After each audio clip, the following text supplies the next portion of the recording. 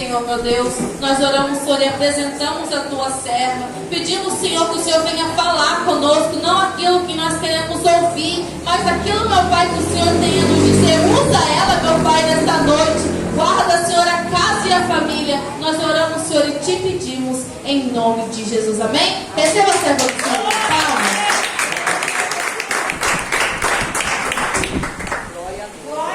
Cumprimento a igreja com a paz do Senhor Jesus. Amém!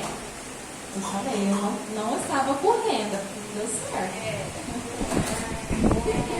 Antes de estar abrindo a Bíblia, eu quero frisar algo que Deus vem falando ao meu coração desde o momento que eu cheguei aqui, que é a gente estar com os ouvidos atentos à voz de Deus. Porque às vezes a gente escuta, a gente não presta atenção e acha que é um pensamento aleatório, não é. Hoje, eu não me lembro se foi de manhã ou se foi a hora que eu cheguei do serviço, me deu uma alegria, assim, do nada. E eu lembrei dos Salmos que disse, alegrei-me quando disseram vamos à casa do Senhor. E eu não tive a oportunidade de falar com meu esposo, então eu não sabia que ele ia ler esses Salmos. E eu estava ali orando e ele estava falando e eu já me senti feliz, porque eu lembrei que Deus já tinha ministrado isso no meu coração. Então a gente tem que estar sensível à voz de Deus em todos os momentos. Sem mais delongas, vamos abrir a Bíblia no livro de Gênesis 37.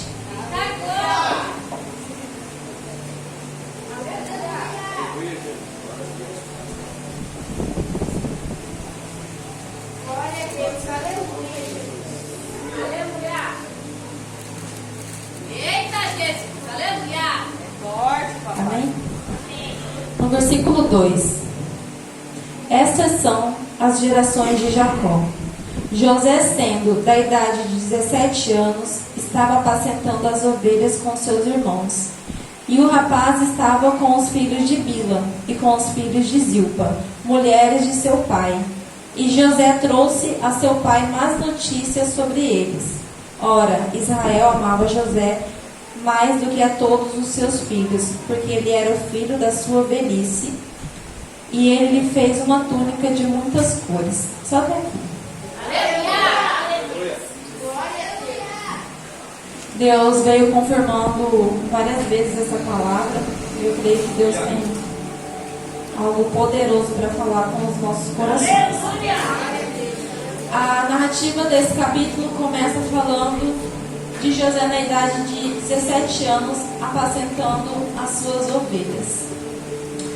E ele estava junto com seus irmãos e em certo momento ele vai até o seu pai e ele leva más notícias de seus irmãos. Voltando um pouco na palavra, a Bíblia vai nos dizer que a conduta deles era má. Então, Israel, ele confiava a José essa responsabilidade. E vem dizendo que Israel amava mais a ele porque ele era o filho da sua velhice. Ele era o filho de Raquel, mulher com que o seu pai se apaixonou e a mulher com que ele pretendeu casar desde o começo. Então ele fez uma túnica de várias cores. E quando os seus irmãos viram que o seu pai amava mais a ele do que todos os outros, eles o odiaram. Quando José começa a ter sonhos e ele conta aos seus irmãos, eles o odiaram mais ainda. José contou o seu segundo sonho ao seu pai e aos seus irmãos, que o sol e a lua e 11 estrelas faziam reverência a ele. E os irmãos dele o invejaram, porém o pai dele guardou aquelas palavras no coração. Após um tempo, Israel pede que José vá ver se está tudo bem com seus irmãos e com o rebanho, e pede para que ele voltasse trazendo notícias. Nesse tempo, José, como no começo da palavra falou, ele tinha 17 anos e com responsabilidades. Aqui eu coloco entre parênteses algo que Deus falava no meu coração. Por esses dias eu não recusei ministrar a palavra, mas eu falava: Jesus, eu estou trabalhando tanto, eu não tenho tempo. E realmente eu não tive tempo. Meu esposo está de prova. Eu trabalhei todos os dias, eu chegava eu ia ler a Bíblia, eu levantava cedo e ia ler a Bíblia, então era pouco tempo. E Jesus ministrava algo no meu coração, porque a gente coloca essas desculpas, mas se a gente for ver na Bíblia, na palavra de Deus, Deus não chama ninguém desocupado. Todo mundo que Deus chamou estava trabalhando. José, ele era novo, ele era um adolescente e ele apacentava as ovelhas de seu pai. Então, a gente tem que parar de dar essas desculpas, colocar Deus como prioridade. Arruma tempo, irmão. A gente arruma tempo para tanta coisa. Amém? E ele tinha esse posto de liderança. José, ele tinha uma boa conduta, então ele trazia confiança ao seu pai. E havia uma promessa sobre a casa de Jacó. E seus filhos eram maus. Só que José não. José, ele se encaixava nessa promessa, ele se encaixava na palavra que Deus tinha liberado. O que nos mostra que as promessas de Deus só se cumprem em nossas vidas se a gente permanecer firmes, obedientes e sempre tendo uma boa conduta. A gente tem a mania de falar, eu sou crente, achar que a gente é super crente. Pisa lá fora, irmão, para você ver o que o diabo faz com você. Então não tem nenhum super crente. A gente tem que estar sempre firme, sempre com uma boa conduta. Senão não acontece. Por isso que muitas vezes Deus libera as palavras sobre as nossas vidas e a gente fala, mas não está acontecendo. Mas será que você está no lugar onde Deus te colocou? Quando os irmãos de José viram ele de longe, eles tramaram a morte dele. Falavam uns aos outros, lá vem o sonhador. E depois de arquitetarem a sua morte, disseram novamente, veremos o que será dos seus sonhos. E isso me chamou a atenção, porque mostra que o que realmente incomodou os irmãos dele foram os sonhos de José. Só que José, ele tinha sonhos inspirados por Deus. Ele sabia o que Deus tinha na vida dele, sabia que era grande. Só que ele não almejava ser maior do que os irmãos. Ele não tinha aquilo no coração. Ele queria que os irmãos dele participassem dos seus sonhos, participassem da promessa de Deus na vida deles. Porque a promessa estava sobre a casa deles. E no primeiro sonho, eles estavam atando molho no meio do campo. E eis que o molho dele ficava de pé. E os outros de seus irmãos também estavam de pé. Só que eles não deram importância para isso. O que eles guardaram no seu coração foi a parte que eles se inclinavam perante José. E o que eu quero dizer com isso? Que enquanto a gente está inclinado e quieto, está tudo bem, está tudo ok. Experimenta se levantar, irmão. Se coloca para fazer alguma coisa. Então, quando a gente está sentado, ninguém liga pra gente, a gente é só mais um ali na cadeira. Só que quando a gente se coloca na posição que Deus quer, a gente coloca um alvo nas nossas costas. As pessoas vão dizer, lá, está se achando, está querendo se aparecer. Você, automaticamente, é a mesma coisa de você pegar um alvo e colocar nas costas. E é normal. Você vai ter que aprender a lidar com isso, porque isso vai ter sempre. Sempre vai ter alguém te apontando, sempre vai ter alguém cuidando. Então, não coloque o foco no que estão falando de você. Faz o seu, irmão. Faz o seu e não olha para o lado. E quando José ele chega até os seus irmãos, eles tiram a sua túnica e lançam ele numa cova vazia. Eu reli várias vezes e agora na terceira vez que eu reli, Deus ministrou algo no meu coração. Eu não ia falar da túnica, só que Deus falou, fala para eles que a túnica representava também a sua identidade. E quantas vezes o inimigo tenta roubar a nossa identidade? Só que mal sabem ele que a nossa identidade não está na roupa, não está em nada que eles possam pegar. Está dentro da gente, está dentro de você. Deus colocou em você e eles não podem tocar.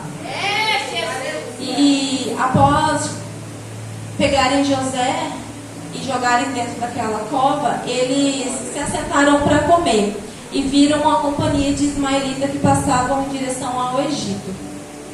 Judá, que era um dos seus irmãos, ele deu a ideia de vender José. E os outros irmãos aceitaram. Então eles novamente tiram José da cova e vendem ele por 20 moedas de prata, que era o preço padrão de um escravo. Os irmãos de José acharam que tinham matado os sonhos de José.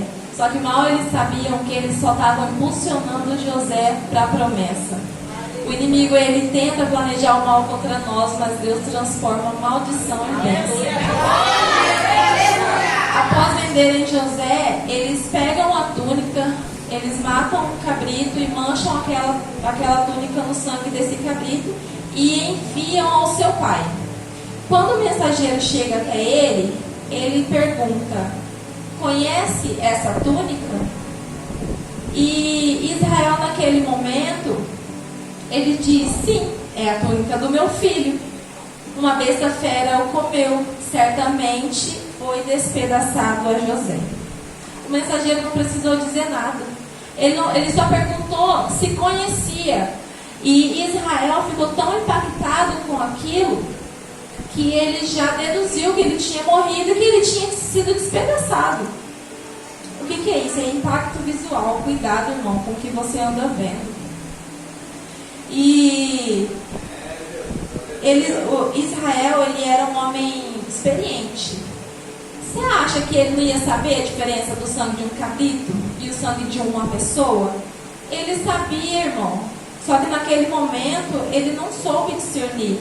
Ele já tinha tido experiências com Deus.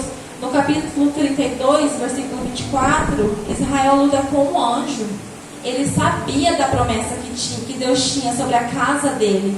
Só que por um momento ele não guardou o seu coração. E ele se deixou levar pelas suas emoções e pelo que ele estava vendo. E isso acarretou em 13 anos de sofrimento. 13 anos de luto que ele não precisava passar. Por que não precisava passar? Porque em toda a Bíblia que a gente for ler, todas as provações ou todo sofrimento, ele sempre acarretava em algo que transformava a nossa vida, algo bom, algo ruim. Sempre tinha alguma mudança. E na vida de Israel, não. Foram 13 anos de sofrimento que ele não aprendeu nada. Então, por isso que eu falo, foi 13 anos de sofrimento que ele não precisava passar. E ele se recusa a ser consolado. E o que a gente tem que aprender com isso? Que a gente precisa guardar o coração e parar de acreditar em qualquer mensageiro, parar de acreditar em qualquer conversinha fiada. Você sabe das promessas de Deus na sua vida, sabe das promessas de Deus sobre a sua casa, e você não pode deixar qualquer situação tirar você do foco. Israel se deixou impactar por algo que ele viu. E por um momento ele se esqueceu da promessa e olhou para o cenário. Quantas vezes nós fazemos a mesma coisa? Nos esquecemos de Deus, do que Deus tem falado, e pelo momento que a gente está passando, pelo cenário, muitas vezes de dor, é a promessa de algo que ainda não chegou, que você fala como vai acontecer, porque a situação não é favorável. A gente começa a esquecer a voz de Deus e olhar para os obstáculos. Eu falo isso de experiência própria. Deus me prometeu a minha casa e há muito tempo eu fiquei falando: mas como, Deus? Eu já tenho uma casa financiada. Meu nome está sujo. Eu ficava colocando obstáculo. Mas Deus falou que vai dar. Então a gente tem que parar de colocar obstáculo naquilo que Deus já decretou sobre a nossa vida. É a promessa de a nossa casa servirá a Deus. Só que aí você está olhando o cenário e está falando: Jesus, eu não estou vendo nada. E Jesus está falando: ei filho, para de ficar querendo ver e começa a ouvir mais a minha voz. Fecha os olhos, abre os ouvidos. A carta aos Hebreus 11 diz: ora, a fé é o firme fundamento das coisas que se esperam e a prova das coisas que não se veem. Então não se distraia no caminho, não perca o foco.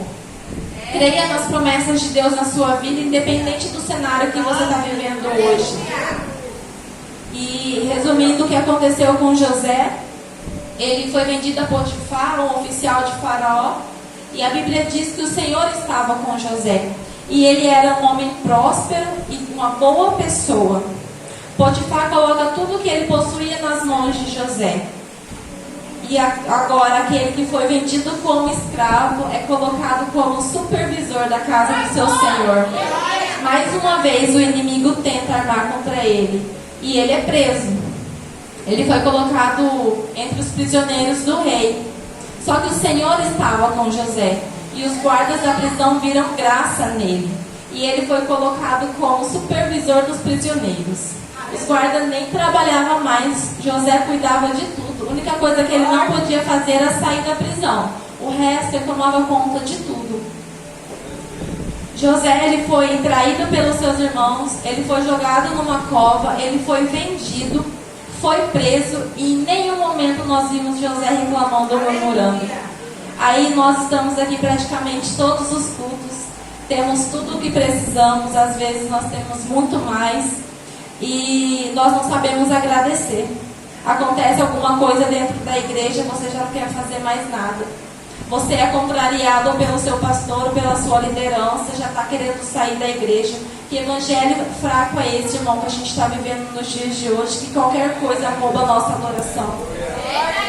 José estava sendo preparado desde a casa do seu pai para exercer o que Deus tinha preparado na vida dele, que era ser governador do Egito.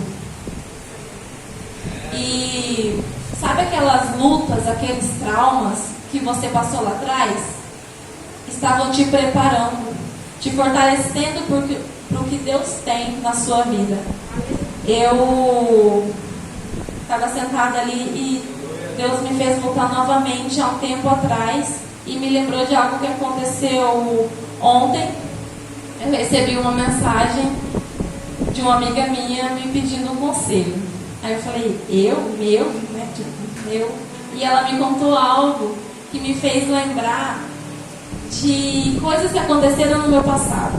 Que por muitas vezes eu falava, Deus, se a minha mãe tivesse me educado diferente, se o meu pai tivesse me tratado diferente, onde será que eu estaria hoje? Eu não estaria aqui. E eu ficava me martirizando com aquilo, querendo meio que apagar a minha história do passado. Só que com essa mensagem eu pude voltar lá e poder ajudar a dar um conselho. Então, todas as lutas, todas as provas que nós passamos é para a gente ajudar alguém. Não tem como eu falar para vocês sobre casamento se eu não passei. Hoje eu posso falar. Tudo que eu podia passar de bom e de ruim no casamento, eu passei. Então eu posso. Eu escutei algumas coisas esses dias e eu pude entender que eu passei aquilo para poder orientar as pessoas, para poder ajudar as pessoas. Então, se hoje você está passando por dificuldade, aguenta firme, irmão. É Deus te ensinando a você chegar lá na frente e poder alcançar outras pessoas, ajudar outras pessoas. Nenhum sofrimento ele é em vão. O nosso sofrimento hoje é ferramenta de trabalho de Deus amanhã. E cada obstáculo, cada provação que José passava era um degrau que ele subia, sempre fiel e obediente. E algumas lições eu quero destacar nessa mensagem, que é a primeira, que as promessas na nossa vida só acontecem se a gente permanecer onde Deus nos colocou. Que nós não podemos desistir dos nossos sonhos, mesmo que as outras pessoas não acreditem. O sonho é seu, persevera. Mesmo que você seja apontado, traído, vendido, esteja disposto a amar e perdoar quem te feriu. Quem conhece um pouco da minha história do passado, sabe que o meu relacionamento, principalmente com meu pai, era péssimo. A gente, desde os meus 11 anos, 10 anos de idade, que eu me lembre, era só guerra. Dentro da minha casa não havia paz. E hoje eu posso falar, eu não tenho mágoa nenhuma do meu pai. Eu amo meu pai, eu perdoei ele por tudo. Então a gente tem que estar disposto a perdoar e a amar quem nos feriu. E não é uma vez só não, irmão, porque sempre vai acontecer de de alguém que você ama te apontar, te ferir, te colocar para baixo, e você tem que estar disposto a perdoar. Porque não adianta nada a gente falar, eu te perdoo, mas o coração não está perdoado. Então o nosso coração tem que estar limpo. Muitas vezes a gente fala, Deus, eu não consigo. Isso mesmo, irmão, vai lá e pede para Deus, porque Deus ajuda. E eu falo isso também como prova viva, porque a pastora sabe, eu e a minha sogra também, a gente não se dava bem. Eu não conseguia perdoar ela. Eu falava, eu não consigo, mas na verdade eu não queria, porque eu queria que ela pagasse pelo que ela me fez. Eu não queria perdoar, eu queria me vingar, é diferente. E a gente, como cristão, a gente não pode fazer isso. A gente tem que ser limpo de coração. Então a gente tem que pedir ajuda de Deus. Deus tira. Hoje eu amo minha sogra, ela vai vir dia 15. Eu estou ansiosa, já estou preparando já na minha cabeça já até as comidas já. Esses dias eu fui na casa dela e ninguém vê mais eu reclamando de minha sogra. Não. Hoje eu gosto dela. Por quê? Porque Deus me ajudou a perdoar. Amém? Outra coisa que eu quero destacar: guarda o seu coração. Feche mais os olhos e abre mais os ouvidos. Não se distraia no caminho, permaneça no foco. Mantenha a fé nas promessas de Deus na sua vida, independente do cenário. Porque é fácil a gente falar que acredita nas promessas de Deus quando está tudo bem. Mas é só o barco começar a chacoalhar um pouquinho que a gente vê se a gente está firme nas promessas ou não. Tudo que for colocado nas suas mãos para fazer, faça com excelência. E a última, mas não menos importante: pare de reclamar dos desertos e das provações que você passa. Eles estão te ensinando e te preparando para algo maior que Deus já preparou na sua vida. Eu estou deixando um louvor, creio que Deus vai completar essa mensagem e vai falar grandemente aos seus corações.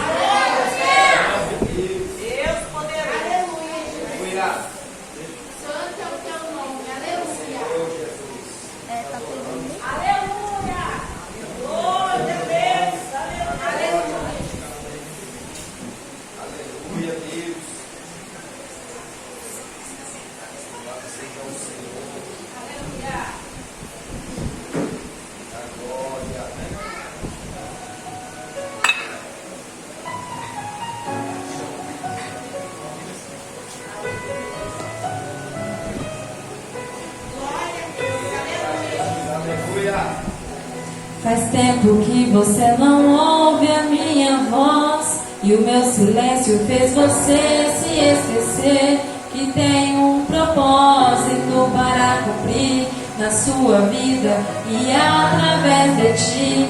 Se os meus mandamentos obedecer, guardar minhas palavras no seu coração, com certeza eu vou honrar a sua fé e abençoar a sua geração. Filha, vou honrar a sua descendência, e onde colocar as mãos prosperarei. A sua casa será uma referência, e todos saberão que eu te abençoei.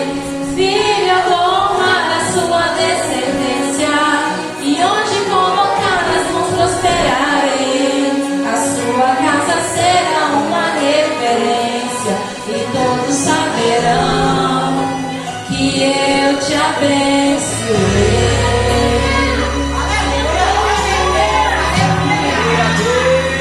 Faz tempo que você não ouve a minha voz, e o meu silêncio fez você se esquecer que tem um propósito para cumprir na sua vida e através de ti. Se os meus mandamentos obedecer, guardar minhas palavras no teu coração, com certeza eu vou honrar a sua fé e abençoar a sua geração. Filha, vou honrar a sua descendência, e onde colocar as mãos prosperarei. A sua casa será uma referência, e todos saberão que eu te abençoei. Filha,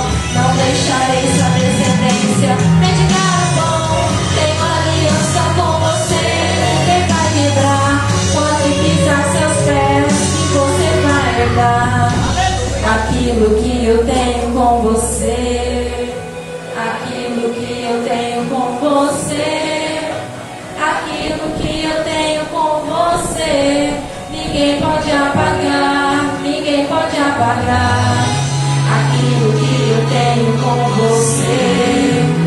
Aquilo que eu tenho com você. Aquilo que eu tenho com você.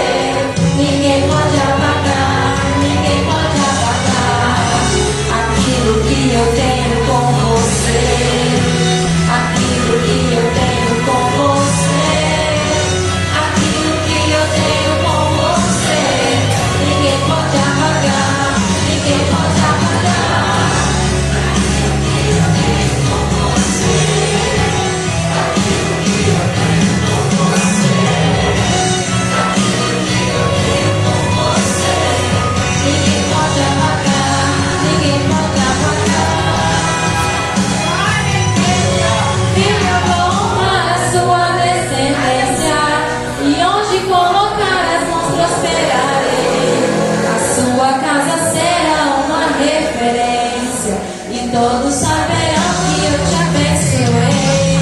Filho bom para sua descendência, e onde colocar as mãos prosperarei. A sua casa será uma referência, e todos saberão que eu te abençoei.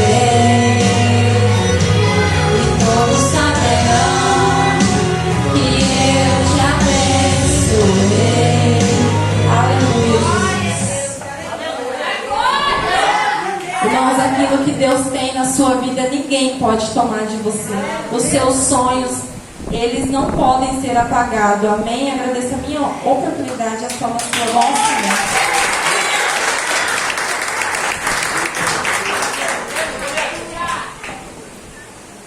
Amém, igreja? Glórias a Deus. Tem alguém nessa noite que ouviu essa palavra e você nunca aceitou Jesus? E você está em nosso meio e você quer confessar Ele como único suficiente Salvador de sua vida, de sua alma? Alguém que está afastado dos caminhos do Senhor? Você ouviu a palavra? Tem alguém para voltar para Jesus? Tem ninguém? Alguém para se unir com essa igreja, com esse ministério? Deus conceda uma nova oportunidade no nome de Jesus, amém? Glórias a Deus, palavra abençoada, né?